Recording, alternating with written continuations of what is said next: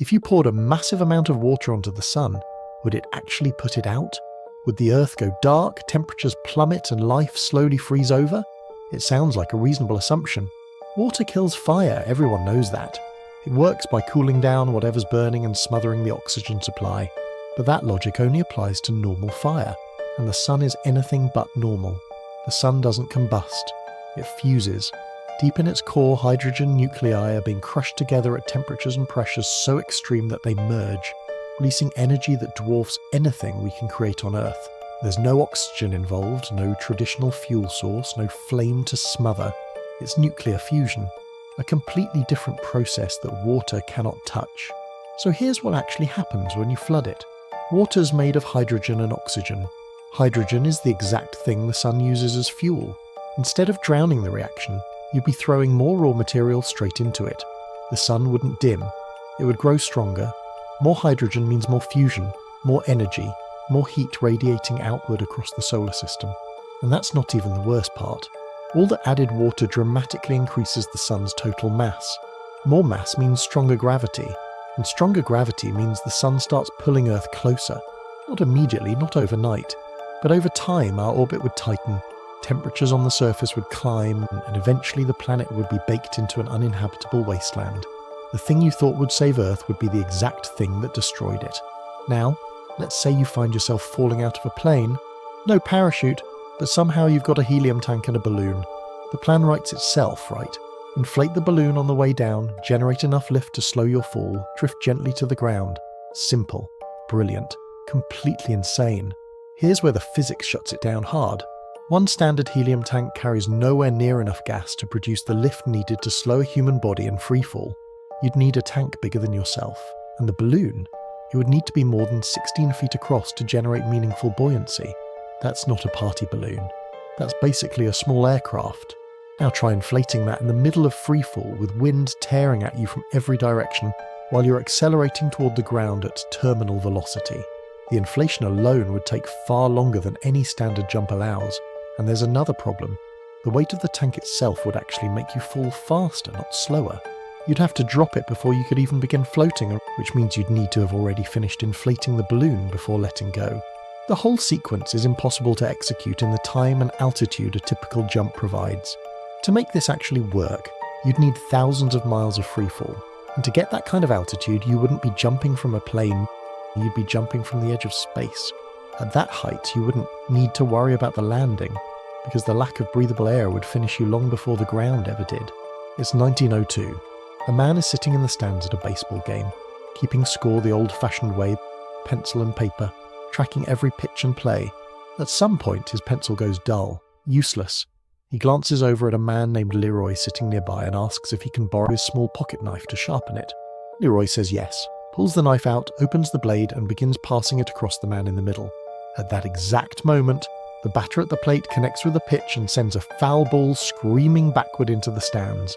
It strikes the knife mid-handoff, while the blade is still open, still in motion, still hovering over the chest of the man sitting between them. The impact drives the blade straight into his chest, sliding between two ribs and stopping just above his heart. Within minutes, the 19-year-old was dead. Not from a fight, not from any act of violence or intention. Just a pencil that got too dull, a borrowed knife, and a ball hit at the wrong fraction of a second. Picture this. You open your eyes and you're sealed inside a glass coffin, sinking toward the bottom of the ocean.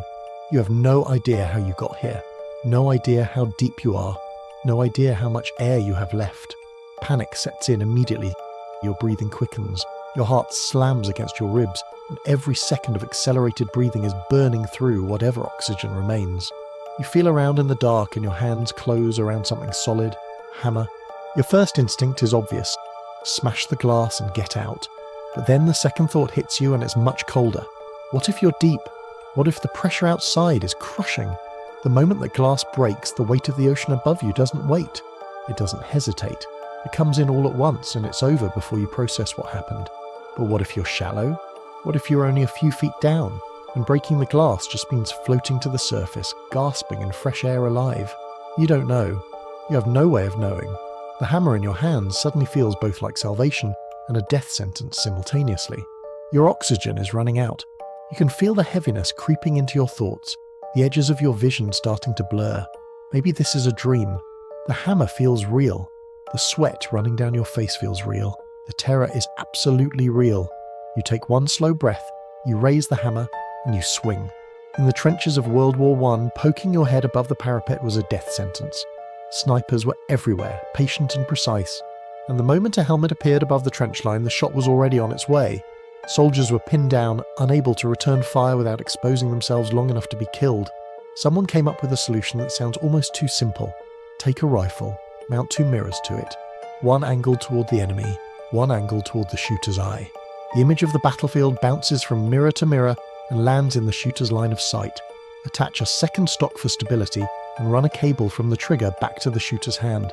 Now you can aim and fire without ever lifting your head above the trench. The device worked.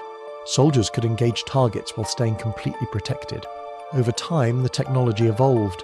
The mirrors were replaced with early cameras. A pistol was mounted on a hinge that could rotate in either direction. A small screen displayed the live feed from the camera, and a second trigger on the grip replaced the cable. The shooter could see around corners, over barriers, and neutralize threats without ever putting themselves in the line of fire. It's a crude ancestor of the remote weapon systems used on military vehicles today, born from desperation in the mud of a World War I trench. He was placed inside a sterile plastic chamber seconds after he was born. Not as punishment, not by mistake, by necessity. He'd been born with a condition so rare and so severe that a single germ, any germ, could kill him. His immune system had never developed the tools to fight off even the most basic infection. The air piped into his chamber had to be sterilized before it reached him. Every object that entered his small sealed world had to be cleaned and treated. He grew up in there, learning, playing, existing, while the rest of the world remained completely out of reach. For 12 years, he never felt another person's skin against his own. When he turned 12, doctors decided to attempt a bone marrow transplant using cells donated by his sister. The procedure carried risk, but it also carried hope, and for a brief period, it worked. He was able to step outside his chamber. For the first time in his life, he hugged his mother without plastic between them. But the marrow carried something no one had detected, a dormant virus that his compromised body had no ability to fight. Within weeks, he was gone. His short life, lived almost entirely inside a plastic bubble, ended up changing medicine in a permanent way. The detailed record of his condition gave doctors the knowledge to identify the illness earlier in other children, allowing treatments to begin before the damage became irreversible. Hundreds of lives have been saved because of what was learned from a boy who never got to live his own. The plane struck the tower at 9:03 in the morning. An hour and 42 minutes later, the structure began to come down. Inside, a small group of rescue workers were making their way down a stairwell, carrying a woman who couldn't walk on her own. They could feel the building shifting around them, the sounds above them changing from groaning metal to something far more final. Floor by floor, the collapse was working its way down, each level pancaking into the one below, the weight multiplying with every second. They knew what was coming. There was nowhere to run. But the collapse, as it turned out, wasn't perfectly symmetrical. The floors didn't fall straight down in a clean vertical drop.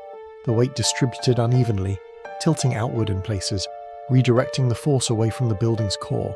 The outer walls were stripped away. The stairwell they were standing in was literally exposed to open air, the surrounding structure gone, and yet the staircase itself held.